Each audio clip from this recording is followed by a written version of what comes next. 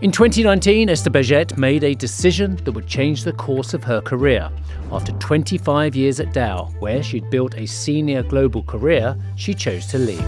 It was a very difficult decision, really difficult decision, because I left a company that I love. But Baiget wasn't chasing a title. I didn't need to be a CEO. What pulled her to Novozymes was the chance to make a bigger impact. She saw purpose, potential, and a company that she believed she could help. I got captivated by Novo, by its purpose. I could not understand why the company was not growing. And then I knew I could make an impact. Once in the role, Baiget began to shift how the company saw itself, not just as an enzyme business, but as a biosolutions company. That change helped make the merger with Danish biotech company Christian Hansen possible. We were not enzyme company. We were I'm going to give you what you need, an answer to your problems with biology as a tool. Baiget's rule of thumb? Choose impact over ambition. It's impact to your soul. It's the big impact, something that makes you feel complete. And my job gives me that. These are Ester Baiget's executive decisions.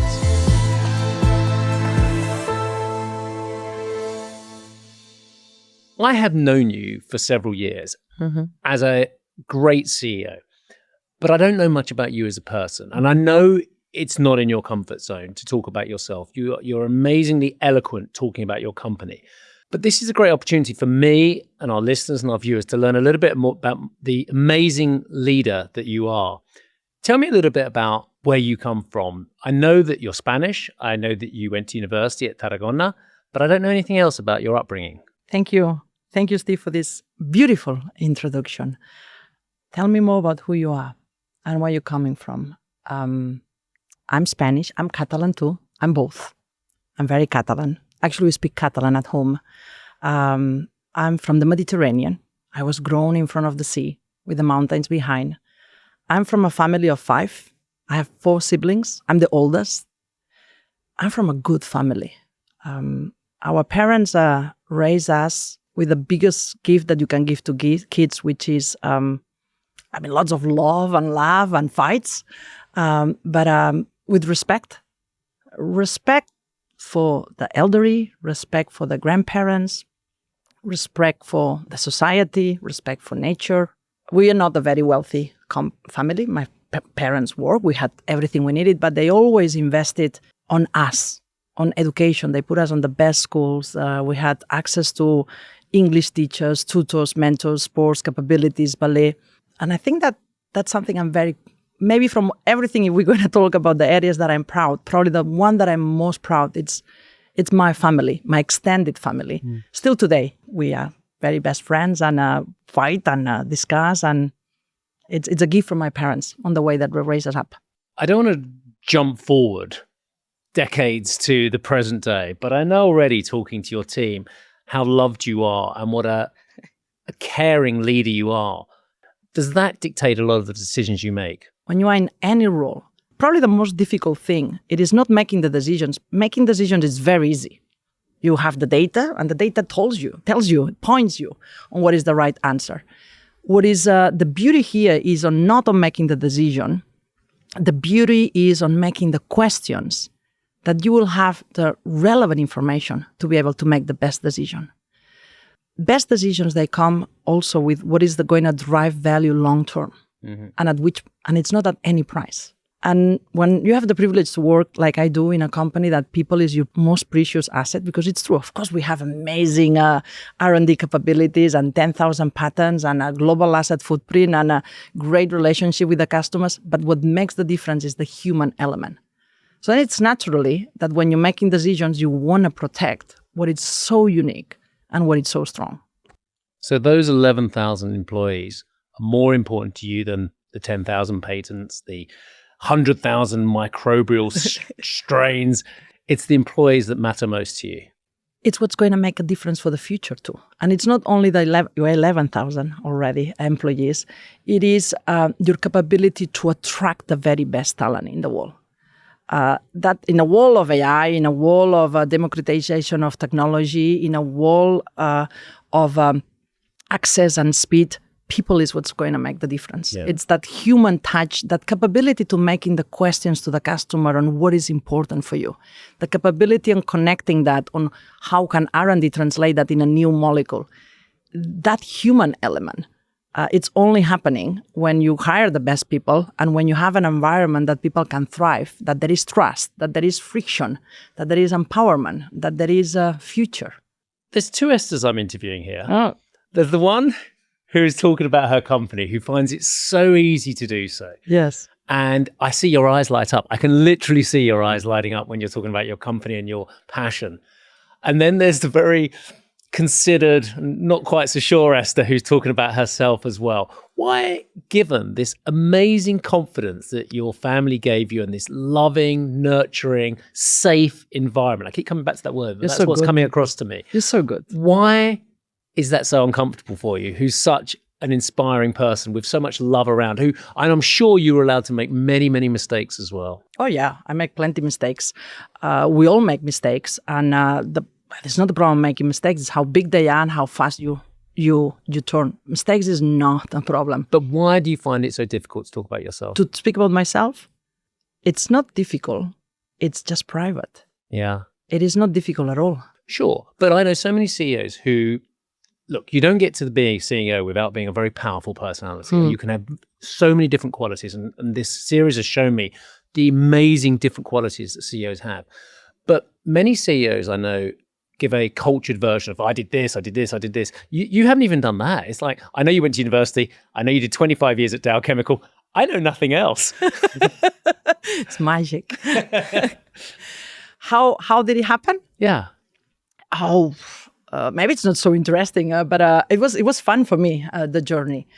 I studied chemical engineering. I also did an MBA. I worked 25 years in Dow, and then I moved to Novonesis. So that's it. But maybe to your question, the common path or the common ethos among all these steps or milestones, it was curiosity, eagerness, hunger to learn, being surrounded of people who really gets the best out of you, people that challenges you, people that makes you think, this click that you get in your brain when somebody makes an amazing thought that you would never have been able to come with that by yourself. And then impact. It's a combination of curiosity and learn and grow, not only professionally, but for sure as an individual from knowledge, but then with capabilities or with the capability to translate that into something meaningful. Of course, the impact is the revenue and the growth and the profitability, but it's much more than that. It's impact to your soul. It's the big impact, something that makes you feel complete. And my job gives me that, but also, for sure, my family gives me that. Why did you choose chemical engineering? Oh, that's a very good question. Through school and through high school, I get pretty good marks. And all the teachers always were pulling from me. And I was doubting between, now you're going to laugh, but philosophy and arts and a science degree. And then this teacher, this chemistry teacher, she came to me and said, Esther, you can always pick up a book and read. You would not be able to build a lab and learn about chemistry. And I found that extremely logical and very compelling, and I applied for chemical engineering. It's an amazing metaphor for all the young people listening and watching who are trying to work out their careers and, I want to do arts, I want to do philosophy. But hang on a second, if you really want that job, maybe you need to go something a little bit more technical. But it was not about the job. No, she didn't go on the job. She knew me. She didn't go about the job or the power or the growth. She went on to what you will learn. She went into, you can always grab a book and keep reading. You can always paint. But you will not be able to learn these unless you go to that university. So she nailed it. And she clicked on the button that made me turn into chemical engineering. But it seems very obvious to me. And again, many CEOs I've spoken to, what they studied at university is nowhere near what they ended up doing. I spoke to a very, very senior US banker on this podcast series very recently, and he did languages, and became one of the most important bankers in the world. Completely different. Whereas your degree actually led to the career that you chose. So I studied chemical engineering. When I was done, I started working at Dow. Yeah, why Dow? So I worked at Dow in the summer when I finished the university as a student. And then afterwards, I left to Germany. I always was getting scholarships to go abroad. I lived every summer. I was going somewhere with a scholarship, with some way to do a master or with some subsidiaries and be able to be abroad. And then I, after the 3 months internship in Dow as a student, I went to Munich, and I was working there in the Mechanical University of Munich, and I had the best time ever. I mean, I really thrived. I mean, it was amazing. What does that mean, the best time ever? Socially, intellectually, what was it? I don't think you have to choose. It was all of that and beyond. I was 22 years old and living abroad and in an amazing university, learning a lot at work or doing my master's, and then also in a community of students that it was also fun life after what it was work time. And then during summer, I went home. Oh, they called me when I was there from Dow if I wanted to go to work for a job. I said, no way, no. And then for Christmas, I went home and they called again, and my mother picked the phone. And she said, of course she's interested. I love parents. I was so mad because I was just set to go back to Germany. And I went to the interview because my mom said yes. And of course, I went to the interview. But I told her, okay, I'm going to just do the interview. And then I loved it. I was captivated with the person who interviewed me. I loved the project that they were offering. And I got the job. And I told my mother, it's only 1 year. And when it gets boring, I'm going to leave. 25 years later. And 25 years later. So let me get this right. Your sliding doors moment wasn't you making a big decision. It was your mother making the big decision. My mother making the interview. Well, I would like to give a little bit of credit that I made the decision myself. But it was my mom guiding me into what it was probably the best decision I could have taken.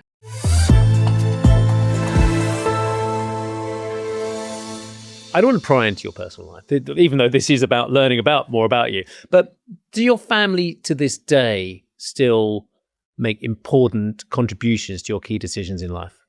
They make important contributions to my soul. They give me peace. Without that, I could not do anything. You couldn't be the CEO you are without your I couldn't family. be anything. For some people, it's sport, it's literature, it's driving through some other factor in their lives, but for you, it's your family that gives you your soul. I don't run. I don't do marathons. I'm not like you, Steve. I don't do any of that. I'm a very plain person. I cook for my family. We spend an afternoon in the sofa, and I'm so happy. I mean, this weekend I had my mom and my 2 sisters visiting us in Copenhagen, and we had girly time. Yeah, this is important for me. It's really interesting, that balance as well, isn't it? That is such an important lesson for other leaders watching this as well. You can't just be workaholics. It can't just be about the company. It has to be about balance in order to give you the best opportunity to make the best decisions as a leader. Absolutely. So why did you spend 25 years at Dow? Amazing company, amazing place to be. I was there in many different jobs. I started in operations, as you said. One job led to the other, from operations to R&D. I've been in sales, I've been in marketing, in finance, in corporate strategy role. It gave me the opportunity to live in different places of the world. I lived in Asia, in US twice, and always learn, and always being surrounded by amazing individuals who were capable to connect in a dimension that I would not think. And that space, it's captivating, it's addictive. And so you grow and you move from one job to the other. Not every job that I took, it was a promotion. Sometimes I take a lateral job just because it was so much fun, so much more interesting. And suddenly one day I was an executive. It happened. You didn't plan to be an executive? No. How did you plan that? No. Some people do. Some leaders I've interviewed work their way up the ladder by design. I don't know how they would do that. Maybe they could share. I did not. Every job that I took, it was because it was a better job, different job. Many times, there's only one thing it's common on every job that I've been. I've done that job and much more. I never left the job in the way that I got it. I did what I was supposed to do, but then expanded or moved somewhere else. And then that stretch is what it put it to maybe something else. Have you learned more from your successes or your failures? I would like to think I don't have big failures because... But everyone's had moments in their career where, and it comes up more often than perhaps I gave it credit for when I started this podcast, that there are moments in every CEO's, every leader's career where they think, it's over. I've blown it. I've made a really big mistake. Only a podcast I was filming yesterday, the word existential crisis was mentioned by my interviewee. Have you had moments like that where you thought, I've really blown this? And if you have, could you just give us a bit of an example of what happened and how you coped with it? It cannot be more tangible. And so we just moved to US, and I was in this job, amazing opportunity. Yes, with Dow. I had been there for a few months, and then my family moved after, and then one after the other, and things were escalating. And then at 6 o'clock in the morning, when I drove to the office, I put my badge, and the gate does not open. And I was like, well, I guess that's it. Yeah, that happens when you screw up. You're fired. Fine. And then it was like, oh, I'm fired. And then when I was driving home, yeah, well, I guess at least my family, my husband and the kids have been able to be in US. Yeah, well, now we will be able to take some time off. Yeah, it was not so bad, actually, on the way driving back. I was not in jail. I didn't have cancer. My family was in a good place. I just loved my job, which was very important for me, but not as important as everything else. And then as I was driving back home, then I was like, yeah, at least I've been here for 6 months. And then it was, and I got that thought, when you got the badge, they told you this is temporarily, and you have to go to main. And I drove back. I went to the main gate. You'd gone through this whole situation where you had, in your head, you'd made it okay. I have many great things going on in my life. I've blown my job because I've made the wrong decisions, all because of a badge that didn't work. Because the gate didn't open. Yeah. And I thought, I guess that happens when you piss off so many people. And that's it. I'm out. I don't suppose you can tell us what you did wrong, can you? No, it was it was just a misunderstanding. It was not so bad, actually, because I was not fired. Yeah. But what was very important, that moment, it helped me so much, because it helps you that when things get wrong, many times get wrong, it's okay. It's not the end. There is always another way. The gift was, don't take things out of proportion. And at the very, very worst, the worst thing that can happen to you is lose your job. This is the very worst that can happen to you. You took over as the CEO of Novozymes, as it was then, from Peter Holk Nielsen in 2019. Mm-hmm. You've already answered in this podcast that you never saw yourself as an executive. It kind of just happened. You hadn't planned for it as well. But when you took over as the CEO of Novozymes, as it was then, that was a very deliberate decision. Can you talk me a little bit through that pivotal decision to leave the company you loved and start afresh as a CEO? It was a very difficult decision, really difficult decision, because as you said, I left a company that I love. And the reason why I changed, it was, first I got captivated by at that time it was Novozymes, by its purpose. I mean, who does not want to make a better planet? It's like, seriously. Through biology. So I got captivated by that. I got captivated by the potential of the company. I could not understand why the company was not growing. And then I knew I could make an impact. I just knew it. I knew I could help. And I knew I could make a bigger impact there. And that's what made me change. I just want to ask you this, because a lot of CEOs are magnificent women and magnificent men. And goodness knows I've had the privilege of meeting hundreds, if not thousands, over the years, and got to know them a lot better in this podcast series. But there is something quite egotistical about pushing yourself forward very often as a CEO. But for you, I'm not sensing that. I think you're a very rare person that actually it was about the impact rather than your career development. I didn't now. I didn't see it as a big career development. You didn't? No, I had a bigger job. I had more people reporting to me, more revenue. Yeah, Dow's a huge company. More delegation of authority. I completely underestimated how awesome the CEO job is. I completely underestimated. It didn't seem so much like I'm going to go into a much bigger job. It was, I think I can help here. And I know I'm going to enjoy this too. But just before you can, a great friend of mine is now a CEO of a Scandinavian company, not in your country, but in another one. And he got passed over as a role of CEO for the great company he was at. And he knew he wanted to be a CEO. He knew he could be a good CEO. And he is now. He works for a very important corporation in Scandinavia as well. But that always drove him to become the leader. For you, no? No. If I would have died and never been a CEO, that would have been okay. I didn't need to be a CEO. But now you know it's an awesome job. I love it. Now I like it. Now I really like it. Come on, why? Because there's something really marvelous about being a CEO, which is when you set direction, it happens. And you look backward and you see what you have done, how you help. And then you make 2 steps ahead, and then suddenly you realize, I have to go back and get the rest and continue. And you drive change collectively as a group. You put your own team. You can really choose with whom are you going to work.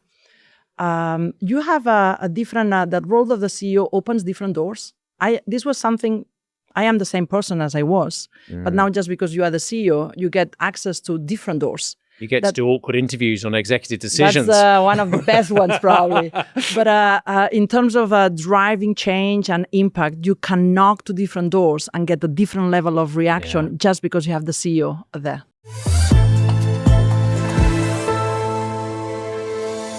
I think the biggest decision you've made since you were CEO is the Christian Hansen acquisition, or merger, which you have very kindly spoken a lot about when you announced it on CNBC. You announced it in December 2022. Is that your biggest decision? Probably is the one that has the biggest visibility.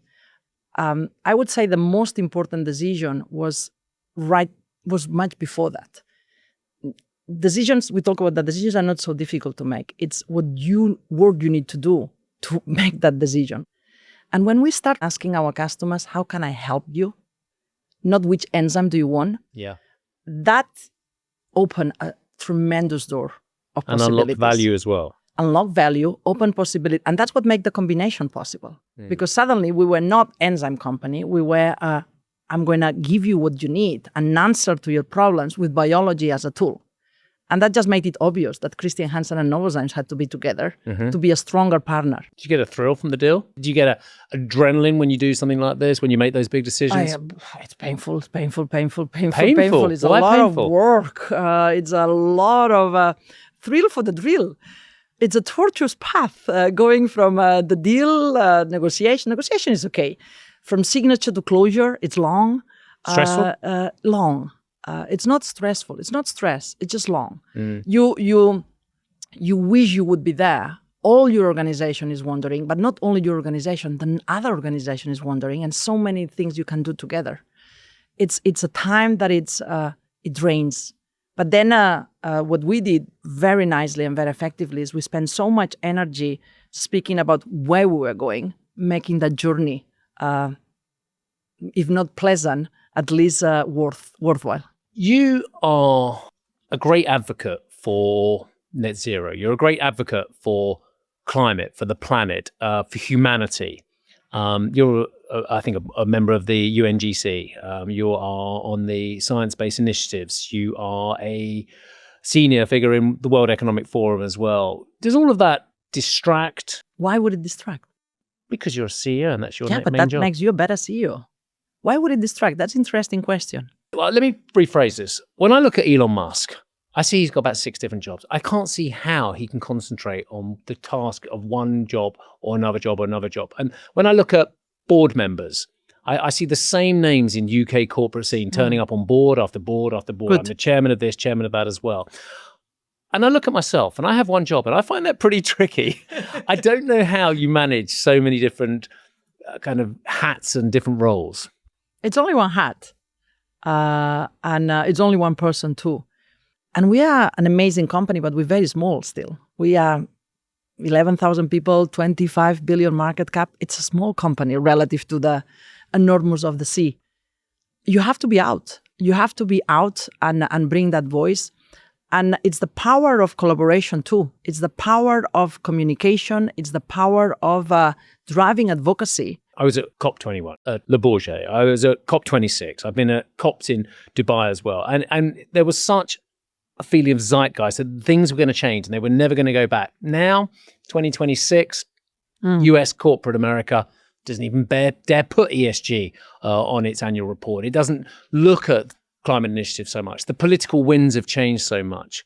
But you don't feel the need to change anything you're doing in terms of your mission. And I know, for instance, you've grown revenues. I think it's 20% you've grown revenues during your tenure.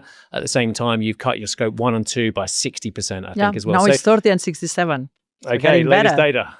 But you can move forward and be sustainable and profitable and grow revenues. Why is that such a hard message, do you think, for so many of your peers?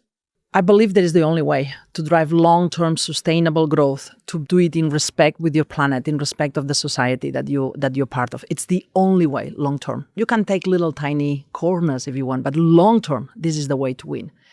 I don't see any change on sustainability. I see a change on the narrative. There is no narrative. You don't see it in the United States? You don't see it with your US peers? There is a change on the way that we talk about it. There is no change on the dialogue we have with our customers. It's always been about yield, productivity, efficiencies, producing more with less, cost savings, and with benefits to the planet. This was true 5 years ago, and it is true now. The value we bring to our customers, it's always replacing something many times cheaper than us, but leading to a solution that's going to be competitive, leading to cost savings, and many times also bringing a feature that it's not price substitutional. You cannot make no sugar added with cheaper sugar. You cannot replace microplastics with cheaper polymers. Those are the solutions that we bring in. Have you ever been really underestimated in your career and had to prove people just how good you are? Underestimated is a strong word. Not for the long time. Not for the long run. No, I have not been underestimated. Everybody has unconscious bias. Everybody. I was always also 22 at one time in my career, or 25 or 26. And then they see this woman coming in, and many times I've been asked to give the coffee, or the assumption was that, no, I was the leader or the managing director, or it was supposed to be the assistant many times. But then when that happened, you can do two things. You can take it on you, or you can just say, they just didn't know any better. And then you show them. And then they learn. And then I have not been underestimated at the long run. Good. Do you think men are getting better at this? About equality, about treating smart, amazing leaders who happen to be female with respect, with equality? It's not only men, right? I mean, I think we all have our own bias, all of us. We are human beings, they come with bias. Bias are beautiful because they make us human. Yeah. But you have to have awareness about them, and you should not let those bias lead you, drive the decisions, but more the real information behind. Are we getting better? Not at the speed that we need. Yeah, which is a shame for my daughters, I'm sure. Look, final question. This is about executive decisions. You've made so many amazing decisions, which I hope you've been comfortable sharing more about yourself with us as well. Any ideas on your next big decision for your own career, not necessarily for your company, but the decisions you know that you've still got to make in your career? I don't think like that. I don't plan like that. I live the day. I do my very, very, very best every single day. Then I go home and things are home, and then it's another day. And what is going to be next? Tomorrow is what's going to be next. And then after tomorrow is going to be the day after tomorrow. I come to work every day knowing that we are creating an amazing company. And I know we're not done. And then we shall see. Esther, thank you. Ester Baiget, it's been a real honor and a privilege to get to know just a little bit more about you. And I know it wasn't always easy for you, but I think it's been fantastic. So thank you very much indeed. Thank you, Steve. Thank you very much. Thank you for joining me on Executive Decisions. I would love to hear your feedback. Drop your thoughts in the comments or a review. And please hit that follow or subscribe button. On the next episode, I'll be speaking to the CEO of Capital Group, Mike Gitlin. If you're going to hire me, I said, we're probably going to do these 15 things. And it's going to cost hundreds of millions of dollars, and we're going to consume billions of dollars of seed capital. And he said, great, go build it. I'm looking forward to it. We'll see you then.